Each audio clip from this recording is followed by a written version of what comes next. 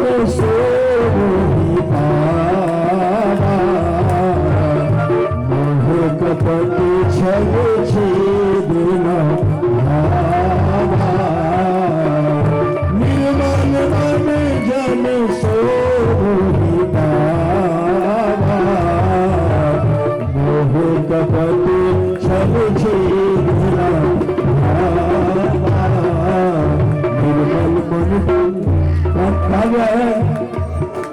निर्मल मन हो तो रघुनायक सबरी के घर आते।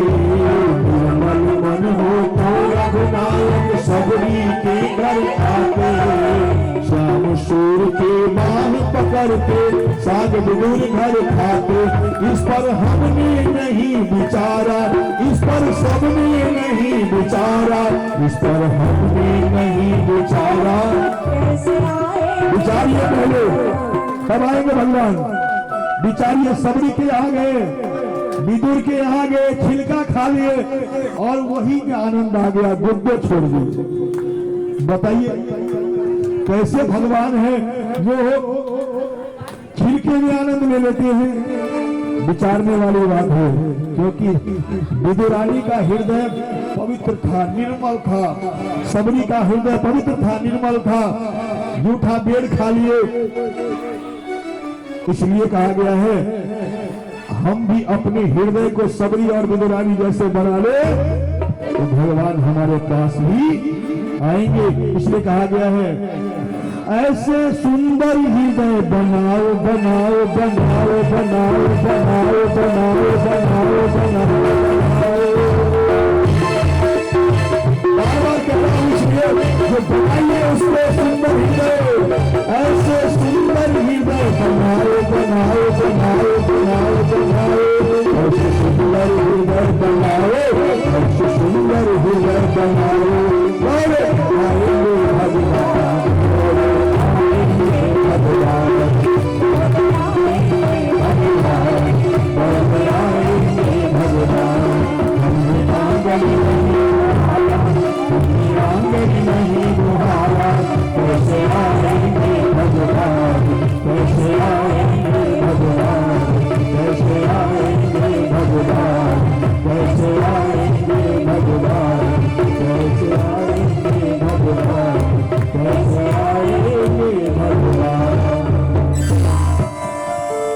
बोलिए प्रज्ञा पुराण की। दीप यज्ञ में सबसे पहले पवित्रीकरण के लिए आती है। पवित्रता भगवान को बड़ा प्यारा है। भगवान कुछ नहीं देखते, धन दौलत रुपया पैसा कुछ नहीं देखते, हृदय पवित्र है कि नहीं ये देखते हैं।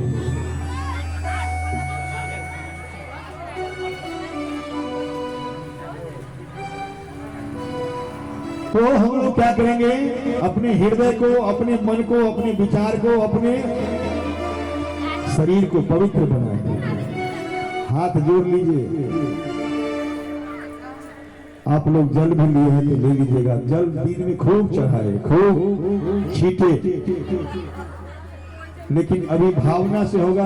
तो आइए हमारे पवन भैया सबके ऊपर जल का अभिषेचन कर रहे हैं। सामूहिक पवित्रीकरण, हाथ जोड़ लीजिए। मंत्र हमारे साथ साथ बोलिएगा। पहले भावना सुन लीजिए, क्या करना है, मन ही मन सोचना क्या है। हाथ जोड़ लीजिए, कहिए कहिए हमारे ऊपर पवित्रता की वर्षा हो रही है। हमारा शरीर धुल रहा है, आचरण पवित्र हो रहा है, हमारा मन धुल रहा है, हृदय पवित्र हो रहा है। अब आप लोग भी मंत्र को बोलिए। ये मुख्य यजमान है, बाकी पीछे सब यजमान है। आप लोग पीछे पीछे बोलिए। ये ओम पवित्रता ममः मनः काय अंतः कर्मेषु संविशेषः। कहिए पवित्रता हमें सन्मार्ग पर चला है, पवित्रता हमें महान बनाए, पवित्रता हमें शांति प्रदान करे। सूर्य ध्यान प्राणायाम। अब हम सब पवित्र हो गए तो किस देवता का पूजा करें पवित्र होकर के? एक देवता है जो सारी दुनिया को जीवन देता है, पेड़ पौधे को भी हरा भरा रखता है, वो देवता है सूर्य भगवान, जिससे कोई भेदभाव नहीं करता है। इसलिए भगवान सूर्य का ध्यान कीजिए और प्राणायाम कीजिए। जो सूर्य भगवान का ध्यान करके प्राणायाम करेंगे तो हम स्वस्थ रहेंगे, निरोग रहेंगे, और जब तक निरोग नहीं रहिएगा तो पूजा भी नहीं कर पाइएगा। जिसके शरीर में कष्ट होता है तो पूजा में ध्यान भी नहीं लगता है। इसलिए आइए सब लोग कमर सीधी कर लीजिए, आंख बंद कीजिए, सांस धीरे धीरे खींचिए, कुछ देर रोकिए, धीरे धीरे छोड़िए। सबसे पहले सूत्र को बोलिए, कहिए हे विश्व के स्वामी, हे महाप्राण, हमें बुराइयों से छुड़ाइए, श्रेष्ठताओं से जोड़िए। अब मंत्र हम बोल रहे हैं, आप लोग सांस को खींचिए धीरे धीरे और कुछ देर रोकिए, धीरे धीरे छोड़िए। ओम ईशान देव सवितर द्वैतानि पराशुभ यद्भद्रं तन्नाशुभ। इतनी शक्ति हमें देना दाता, मन का विश्वास कमजोर होना। इतनी शक्ति हमें देना दाता, विश्वास कमजोर होना। हम चले नेक रास्ते पे, हमसे भूल कर भी कोई भूल होना। हम चले नेक रास्ते पे, हमसे भूल कर भी कोई भूल होना। इतनी शक्ति हमें देना दाता, मन का विश्वास कमजोर होना।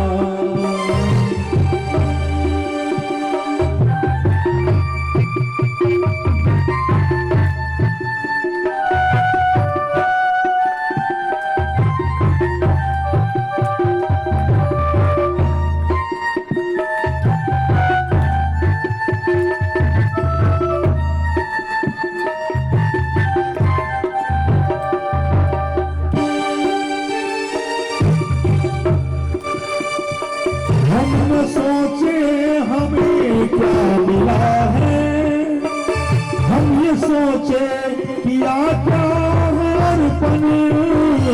हम न सोचे हमें क्या मिला है, हम ये सोचे किया क्या है अर्पण।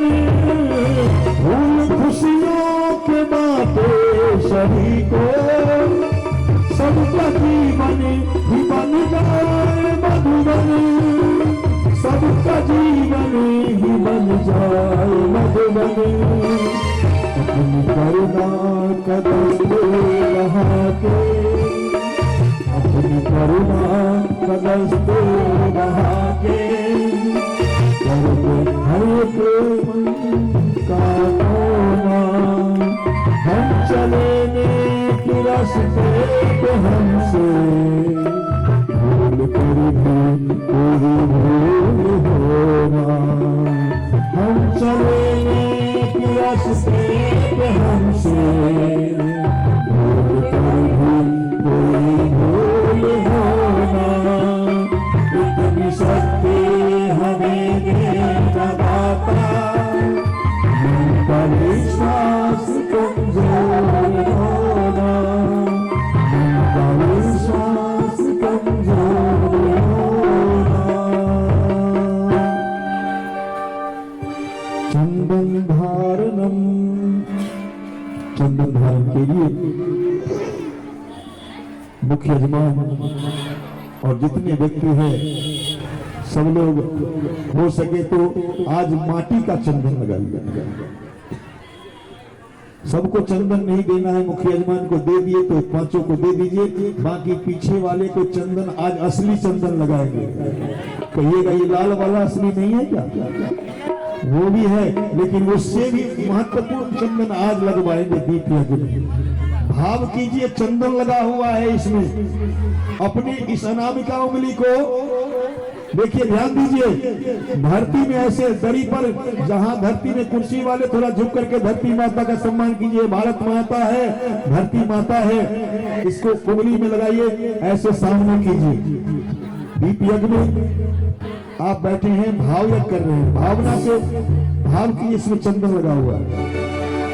पवन जी बैठ जाइए, चंदन हो गया, जजमान को मात्र दीजिए।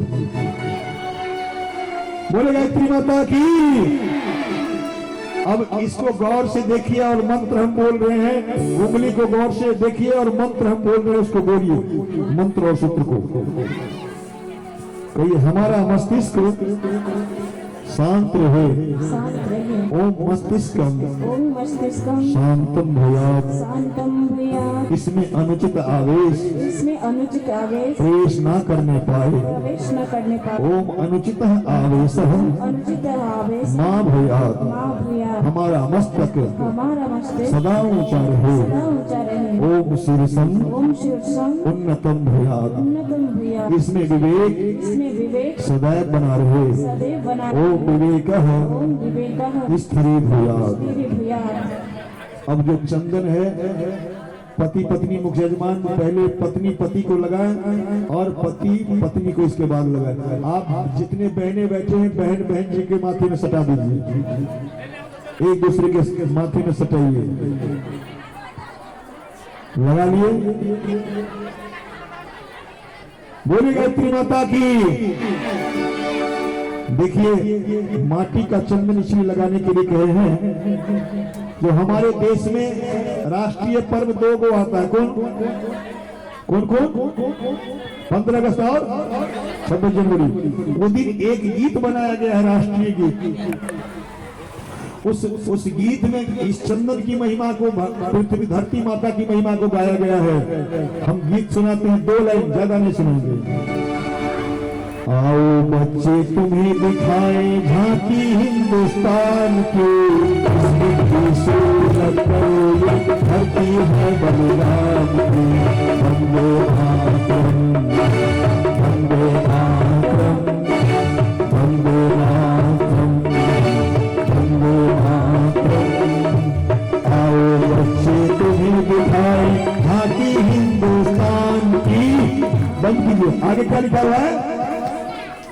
इस मिट्टी से इन्हें लगवा, ललका चंदन से तिलक करो कि पियर का से कि हरियर का से लिखा हुआ है। इस मिट्टी से तिलक करो, ये धरती है बलिदान की। भारत की मिट्टी को विदेश के लोग ले जाते थे यहां से, क्योंकि भारत की मिट्टी में वो गुण है जिसको माथे से लगाना चाहिए। इस भारत में ही देवी देवता अवतरित हुए हैं। राम जी, कृष्ण जी, भगवान बुद्ध, सारे देवी देवता इसी धरती पर आए, बड़े बड़े महापुरुष। इसलिए इस माटी का सम्मान कीजिए, माथे से लगाइए। आप लोग सोचेंगे माटी भी कहीं लगाने के लिए तो दूसरे के माथे पर। देखिए, चंदन अकेले हो तो अपने लगा लीजिए, और जब समूह में हो तो अपने नहीं, दूसरे को लगाइए। क्यों? चंदन लगाने से प्रेम बढ़ता है, और प्रेम जब सब में हो जाएगा तो झगड़ा भाग जाएगा, मुंह फुलाना भी भाग जाएगा। इसलिए प्रेम बढ़ाने के लिए अपने लगा लेते तो मुंह लटकले रहता, और जब लगा रहे थे तो उसके तरफ वो मुस्कुरा रहे थे, उसके तरफ वो मुस्कुरा रहे थे। नहीं नहीं नहीं, होली कुछ दिन पहले गया है। होली में अपने लगाते हैं कि दूसरे को लगाते हैं? क्यों? बुरा न मानो, अरे झगड़ा है तो आज लगाने दो, झगड़ा खत्म करो। बुरा न मानो, होली है, इसलिए बुराई को खत्म करना है, प्रेम को बढ़ाना है, तो दूसरे को चंदन लगाना है। चंदन में प्रेम छुपा हुआ है। ये दीप यज्ञ नहीं है, ये गुरुदेव ने प्रवचन दिया है, एक ज्ञान दिया है, जो जीवन में उतर जाए तो जीवन धन्य बन जाए। चंदन धारण के बाद अगला क्रम है संकल्प सूत्र धारण। इस दीप यज्ञ में क्या संकल्प होगा? दीप यज्ञ में गुरुदेव ने कहा ये भाव यज्ञ है। भावना से ऐसा संकल्प ले जो जीवन सुंदर बन जाए। जीवन जीने की कला का संकल्प है, जीवन को कैसे जिया जाए। आज मनुष्य को जीवन जीने नहीं आता, आज खाने नहीं आता, आज पीने नहीं आता, आज बोलने नहीं आता। कहाँ क्या बोलना चाहिए, कब बोलना चाहिए, कितना खाना चाहिए, कब खाना चाहिए, क्या पीना चाहिए, गांजा पीना चाहिए, सिगरेट पीना चाहिए, पता नहीं। उस पर लिखा रहता है स्वास्थ्य के लिए हानिकारक है, फिर भी पीता है। गुटखा पर लिखा रहता है खाना चाहिए, उस पर लिखा रहता है गुटखा तंबाकू से कैंसर होता है। इसलिए आज जीवन जीने की कला बताया जाएगा, कैसे जीना चाहिए जो मनुष्य का जीवन सुंदर बने। सुंदर जीवन गुरुदेव बनाने का संकल्प दिए हुए हैं। तो आइए संकल्प में मानव को आज गुरुदेव ने कहा जो मानव को शरीर तो मिल गया है मनुष्य का, लेकिन मनुष्यता बड़ी कठिन से मिलती है। और मनुष्यता कब मिलेगी? जब वो सत्संग में बैठ करके और सत्संग के ज्ञान को, कथा के ज्ञान को जीवन में उतारेगा। जिस प्रकार ये माइक बना हुआ है इसका कुछ नियम है। ये जब खरीद के लाते हैं तो जहां से लाते हैं वहां बताया जाता है जो इसमें दो तार है, एक माइनस है एक प्लस है। कहीं प्लस वाला माइनस में लगा दिया और माइनस वाला प्लस में उल्टा कर दिया तो क्या होगा? ये मशीन जड़ जाएगा, खराब हो जाएगा। इस मशीन में भी, इस शरीर में भी वही बात है। जो खाना चाहिए वो नहीं खाए, उल्टा खा लिए तो ये मशीन भी खराब होगा। ये मशीन खराब होगा तो मिस्त्री बनाएगा, ज्यादा खराब हुआ जल गया तो कबाड़ा में चला जाएगा। लेकिन ये मशीन खराब होगा तो डॉक्टर के पास जाएगा और डॉक्टर कहीं कहेगा ये तो इतना खराब हो गया है, भीतर सब किडनी लीवर सब साफ हो गया है, अब ये बचने वाला नहीं है, ये वापस जाएगा फैक्ट्री में जहां से बन के आया था वही चला जाएगा। फिर राम नाम। इसलिए बहनों भाइयों, जीवन जीने का सूत्र गुरुदेव ने दिया है। पहला सूत्र है उसको जीना चाहिए कैसे, जीवन को कैसे जीना चाहिए, सड़क पर कैसे चलना चाहिए। नियम से नहीं चलिएगा तो क्या होगा? बाएं से चलना चाहिए, दाएं से चलने लगेगा तो क्या होगा? एक्सीडेंट हो जाएगा। इसलिए बाएं से चलना चाहिए, दाएं से सड़क पर यदि हम चल देते हैं तो एक्सीडेंट होकर के हम मर जाते हैं।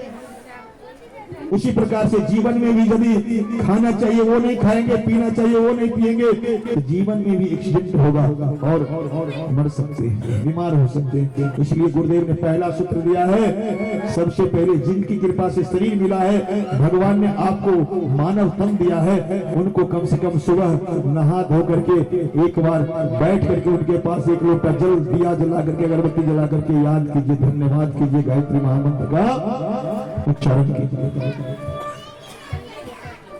यही उपासना है।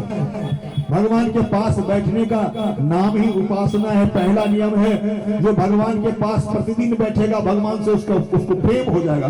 किसी पड़ोसी के पास, किसी रिश्तेदार के पास सब दिन जाने से प्रेम पड़ जाता है, उसी प्रकार भगवान के पास बैठने से, भगवान का याद करने से भगवान मजबूर हो जाएंगे। इधर से याद करेगा तो उधर से भगवान याद का उल्टा दया होगा। भगवान उनके ऊपर हमेशा ध्यान रखेंगे और जीवन में कभी कोई परेशानी नहीं आएगा। ये उपासना करने वाले का नियम है, पहला नियम है। दूसरा है साधना। साधन भरे पड़े हैं पर साधना नहीं है।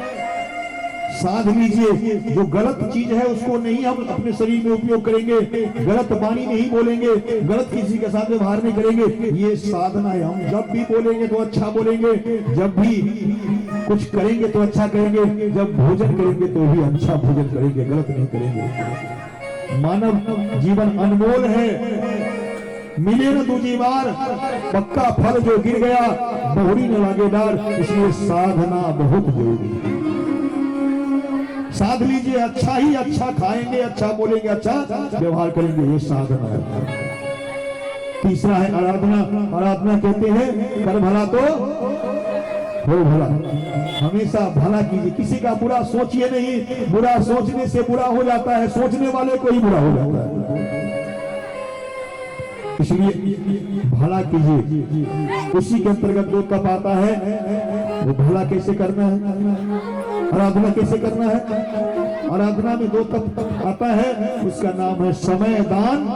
जयनगर से लोग आए हैं समय दान करने के लिए आते हैं। आपको भी जयनगर में कल कार्यक्रम होगा, 5 कुंडी यज्ञ, 1 दिवसीय, दिन में है, शाम को नहीं है। वहाँ भोजन की व्यवस्था है गायत्री शक्ति पीठ पर। और आज हमको कह रहे थे जो जितने लोग जाएंगे सबके भोजन की व्यवस्था और हवन की व्यवस्था है। कितना बढ़िया माहौल है। आज तक कहीं रहे थे, 1 दिन और मिल रहा है, वहां भी आप जा सकते हैं। समय दान इसी का नाम है। कहीं धार्मिक आयोजन हो, अच्छा काम हो, सामाजिक काम हो, पूजा पाठ हो, सत्संग हो, कथा प्रवचन हो, तो कुछ आपका बिगड़ेगा नहीं, कुछ देर के लिए वहां चले जाइएगा। इसका नाम है समय दान। भगवान सब देखते हैं, ये अच्छे काम में आया है उसका अच्छा ही होगा, धर्म काम में आया है, कथा में आया है, प्रवचन में आया है, उसका अच्छा ही होगा। भगवान के काम में आने वाले का भगवान रक्षा करते हैं। ये समय दान है। समय कभी कम नहीं होने देते उसके जीवन में। समय दान का प्रभाव है। दान जितना हम भगवान के लिए करते हैं, भगवान हमारे लिए कई गुना देते हैं। समय दान। और अंतिम है अंशदान। अंशदान कहते हैं अपने कमाई को भगवान के नाम पर निकालना। आपको कल कलश मिलेगा, ये कलश बिना नाम लिखाए, अपना मोबाइल नंबर लिखाए, अपना एड्रेस लिखाए, लड़की हो तो पिता का नाम और बहनें हो तो पति का नाम, ये लिखा करके, मोबाइल नंबर लिखा करके ये ले जाइएगा। क्योंकि इसी को ले जाना साधारण बात नहीं है। इस कलश में पानी भरेंगे तो नानी याद आ जाएगी, पानी नहीं भरने के लिए कलश दिया जाएगा। इसमें आप, ये धर्म घट है, धर्म के नाम पर अपने पूरे परिवार के व्यक्ति के एक एक अंश, एक एक मुट्ठी प्रतिदिन निकालिए। इसके लिए कलश मिलेगा, अंशदान इसका नाम है। ये जब भर जाए तो यहाँ की समिति, यहाँ का प्रज्ञा मंडल जिसमें ऐसा सुंदर सुंदर कार्य कर रहा है, आपका सहयोग मिलेगा अंशदान के माध्यम से, और बड़ा बड़ा अच्छा काम करने वाला है। आगे आने वाला समय में 24 कुंडिये का प्लानिंग, हमको एक व्यक्ति आपके गांव का कहे जो हो सकता है 24 कुंडिये का प्लानिंग होगा और डायरेक्ट शांति कुंज की टोली आएगी। हम कहे ठीक है, गुरुदेव से हम भी प्रार्थना करेंगे बड़ा आयोजन हो। इसके बाद और भी बड़ा आयोजन होगा जब जन सहयोग मिलेगा। अंशदान उसका नाम है। पुरुष लोग 1-1 रुपया प्रतिदिन निकालिए, कुछ बिगड़ेगा नहीं, कुछ घटेगा नहीं। 1-1 रुपया निकालिए, और 1 से ज्यादा चाहे जिसका इच्छा हो तो निकाल सकते हैं, लेकिन कम से कम 1 रुपया निकालिए। 30 रुपया ही प्रति माह जमा कीजिए। आप देखिए जो कितना पैसा किसी के पास यज्ञ करने के लिए, ऐसा लोगों को संदेश पहुंचाने के लिए, धर्म काम करने के लिए, कथा करने के लिए, लोगों को ऐसा ज्ञान बांटने के लिए मांगना नहीं पड़ेगा। ये समूह में जो संस्थान होगा उसी से बड़ा बड़ा आयोजन हो सकता है। समूह का बल, अंशदान का बल बहुत बड़ा बड़ा काम कर सकता है। आप जैसा चाहेंगे वैसा, किसी गरीब का सेवा करना चाहेंगे, गायत्री परिवार के माध्यम से उस गरीब का सेवा होगा, बीमार और लाचार का होगा, जिसके बच्चे के पढ़ने के लिए पैसे नहीं है उसको आप पढ़ाई के लिए कुछ दे सकते हैं। धर्म के काम में उस अंश को समिति मिल करके लगा सकते हैं। ये धर्म का काम है, ये अंशदान है। आप सोचेंगे मैं दूंगा तो इतना कम हो जाएगा, कम नहीं होगा। आप जमा कर रहे हैं, जैसे बैंक में कोई पैसा जमा करता है, बैंक में पैसा जमा करने के बाद जब हमको पैसा नहीं होता है, दिक्कत हो जाता है, कोई परेशानी हो जाती है, कोई बीमारी हो जाती है, कोई जरूरत पड़ जाता है तो भागे हुए बैंक जाते हैं और पैसा निकालते हैं। वैसे ही आपके जीवन में कभी कोई परेशानी आएगी तो भगवान आपके दिए हुए अंश को कई रूप में उस परेशानी को दूर करने के लिए आपको तुरंत तैयार हो जाएगा। अंशदान का ये प्रभाव है। आप महाभारत की घटना आपने सुना होगा। महाभारत में द्रौपदी नदी किनारे घूम रही थी।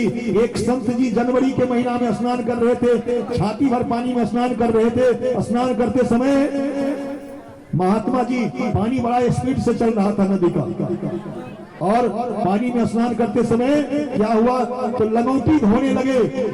लंगोटी जब धोने लगे तो लंगोटी बह गया, बेचारे बिना वस्त्र के हाथ से छूट गया, बह गया। द्रौपदी घूम रही थी। द्रौपदी ने कहा, सोची जो ये इतना देर से महात्मा जी थर थर थर थर इस शीतलहरी में माघ महीना में कांप रहे हैं, पता नहीं कि क्यों नहीं निकलते, पूछती हो। द्रौपदी ने पूछा, अरे बाबा इतना देर से थर थर कांप रहे हो, मर जाओगे ठंडा में, पानी में, शीतलहरी में, इसको जो है जल्दी निकल जाओ।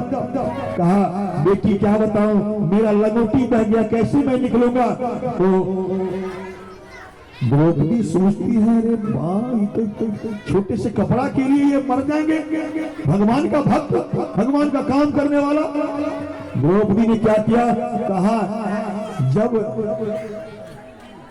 जब ये वस्त्र के लिए इतना कष्ट काट रहे तो मेरा वस्त्र किस काम का। तुरंत जो है सो फाड़ती है अपनी साड़ी को और कहती है, बाबा इसको पहन करके निकल जाओ। भगवान देख रहे थे। चित्रगुप्त को बोलते हैं, खाता लिखने वाले चित्रगुप्त को, जल्दी से द्रौपदी का नाम साड़ी का टुकड़ा दान करने वाले खाते में नाम लिखो। भगवान ने उस दान के खाते में चित्रगुप्त से लिखाया। द्रौपदी के 5 पति थे, पांचों हार गए जुआ में। द्रौपदी को ही हार गए। जुआ खेलने वाले का कोई ठिकाना नहीं, किसको दांव पर लगा देगा। उस समय जोश होता है, जितना हारता है उतना दांव पर लगाता जाता है। आप लोग जानते हो जुआ खेलने वाले का दांव। पत्नी को हार गया, दुशासन चीर खींचने लगा, और चीर जब खींचने लगा, बहनों भाइयों, द्रौपदी रोने लगी। पति को 5 पति थे, ऐसे ऐसे योद्धा, धनुर्धारी, भीम, युधिष्ठिर, नकुल, सहदेव। कहे, पति परमेश्वर मेरी रक्षा करो, आपकी पत्नी का लाज लुटी जा रही है। 5 पति सिर नीचे कर लिया। उस पितामह को कहा, आपको पितामह है, आपको दादा के दादा है, मेरी रक्षा कीजिए, आपकी बहू की लाज लुटी जा रही है, साड़ी खींची जा रही है। वो भी सिर नीचे कर लिए। जब सिर नीचे कर लिए, कोई नहीं, गुरु द्रोणाचार्य, कृपाचार्य, सब नीचे कर लिया सिर। इसके बाद द्रौपदी सोचती है, साड़ी पकड़ी है, फिर भी खींच रहा है दुशासन। अब साड़ी भी छोड़ देती है, कहती है, द्वारकाधीश, अब आप ही मेरे सहारे हो, आप मेरी रक्षा करो। तो द्वारकाधीश भगवान कहते हैं, चित्रगुप्त देखो द्रौपदी ने कुछ दान पुण्य किया है। कहा, एक संत जी को साड़ी फाड़ करके दान किया। कहा, साड़ी का जितना गोदाम है फ्री करो। और भगवान बढ़ाने लगे, साड़ी बीच नारी है कि नारी बीच साड़ी है, साड़ी है कि नारी है कि नारी है कि साड़ी है। बहनों भाइयों, खींचते थक गया दुशासन, सारी खींच नहीं पाया, क्योंकि दान का प्रभाव है। जो हम दान करते हैं वो बुरे वक्त में हमको, जब कोई नहीं सहारा, अपना कोई सहारा नहीं होता, तो भगवान सहारा बन जाते हैं। वो दान का प्रभाव लौट करके आ जाता है, बुरे वक्त में वो दान काम आता है। बहनों भाइयों, इसलिए दान अच्छे हो तो दान दिया कीजिए। आपको कभी ना जाने किसका कब समय कब क्या आएगा, इसलिए संकल्प कीजिए जो हम इस 5 नियम को जीवन में उतारेंगे। संकल्प लीजिए, मुट्ठी बांधिए, सब लोग मुट्ठी बांधिए, कहिए, हम ईश्वर का अनुशासन स्वीकार करते हैं।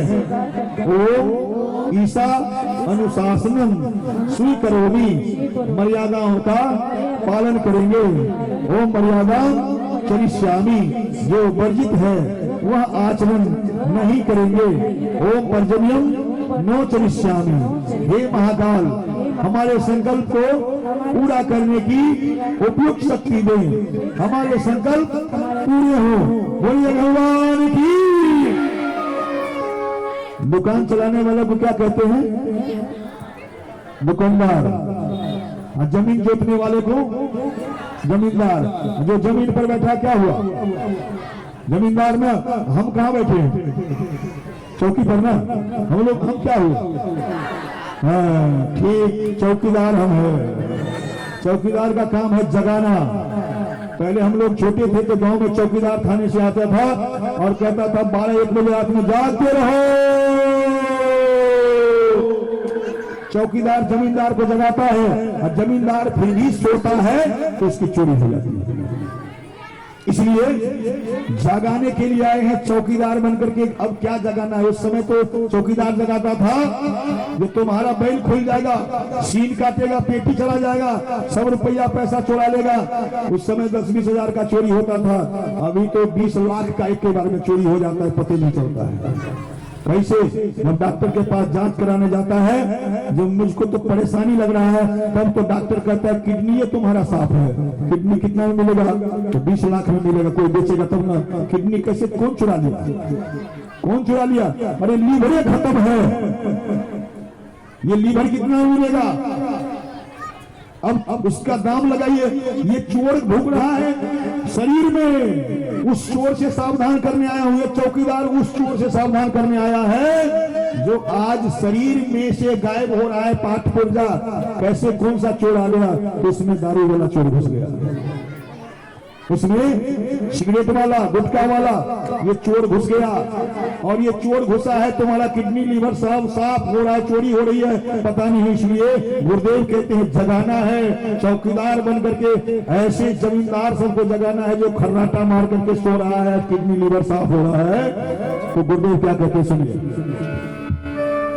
जागेगा इंसान जमाना देखेगा, जागेगा इंसान जमाना देखेगा, जागेगा इंसान जमाना देखेगा, जागेगा इंसान जमाना देखेगा, जागेगा इंसान जमाना देखेगा, जागेगा इंसान जमाना देखेगा, जागेगा इंसान जमाना देखेगा।